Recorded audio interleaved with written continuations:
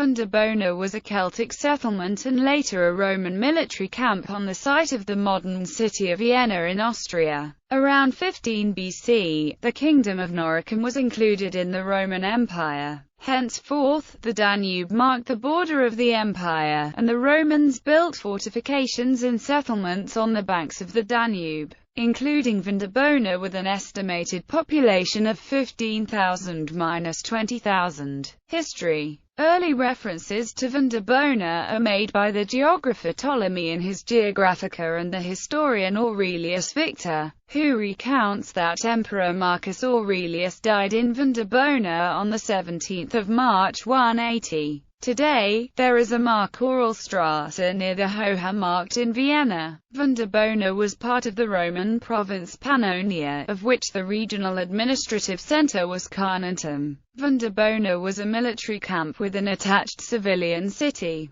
The military complex covered an area of some 20 hectares, housing about 6,000 men where Vienna's first district now stands. The Danube marked the border of the Roman Empire, and Vindobona was part of a defensive network including the camps of Carnuntum, Brigitia and Aquincum. Under Emperor Trajan, 4 legions were stationed in Pannonia. Marcus Aurelius is said to have died in Vindobona on March 17 in the year 180 AD from an unknown illness while on a military campaign against invading Germanic tribes. Vindobona was provisioned by the surrounding Roman country estates, a center of trade with a developed infrastructure as well as agriculture and forestry developed around Vindobona. Civic communities developed outside the fortifications, as well another community that was independent of the military authorities in today's 3rd district. It has also been proven that a Germanic settlement with a large marketplace existed on the far side of the Danube from the 2nd century onwards. The asymmetrical layout of the military camp, which was unusual for the otherwise standardized Roman encampments, is still recognizable in Vienna's street plan. Graben, Nagelgasse, Tiefer Graben, Salzkreuz, Rabensteig, Rotenturmstraße. The oblique camp border along today's street Salzkreuz was probably caused by a tremendous flood of the river Danube that occurred during the 3rd century and eroded a considerable part of the camp.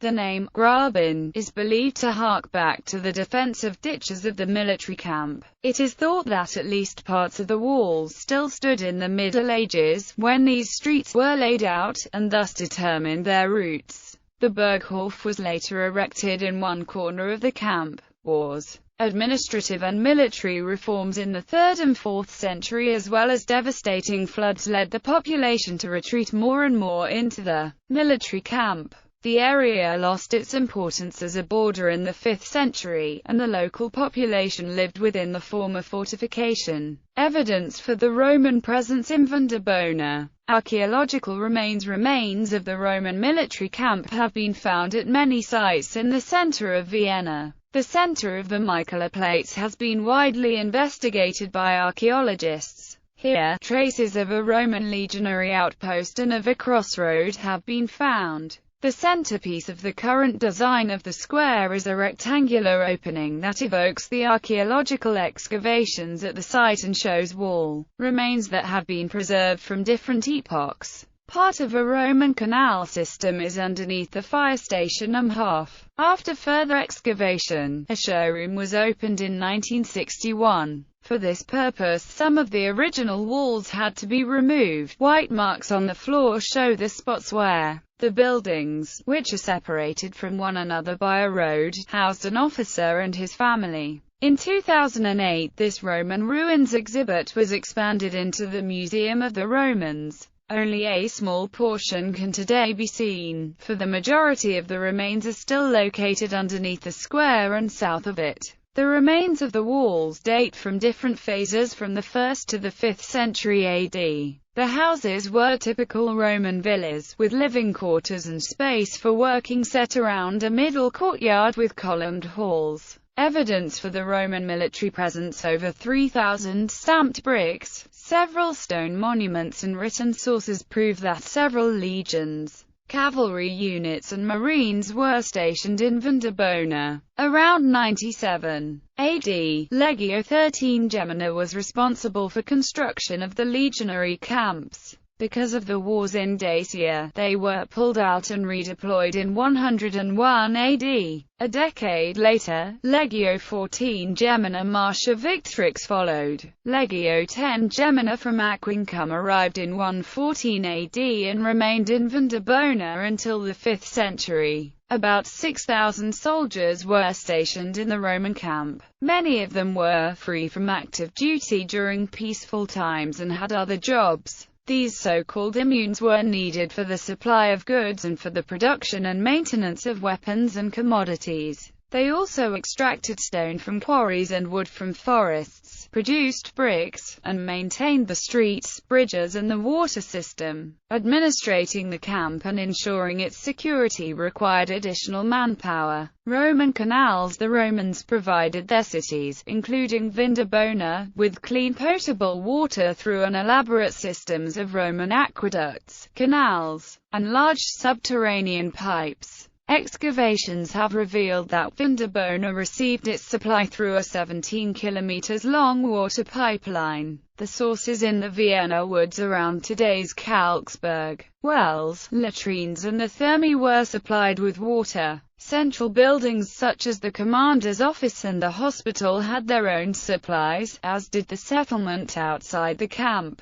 where households had their own groundwater wells. Archaeological excavations done over the last 100 years have discovered the following Roman water supply fragment locations: in the Zemlinsky Gasse, at numbers chapters 2 to 4, in the Brighton-Furtastrasse, at number 422, in the Rudolf-Seller Gasse, Anton Krieger Gasse, in Atzgersdorf, in the Tonnetelgasse, at number 76, in the Lehnergasse, at number 1, in the Wandgasse, in the Rosenhugelstrasse, at number 88, in the Fasangartenstrasse, at number 49, in the Pacassi-Strasse, in the Sechshauserstrasse, at number 7. Waste from the Roman camp was transported through an elaborate subterranean sewerage system that was planned from the beginning. The sewers were lined with brick walls and plates and ran beneath the main roads.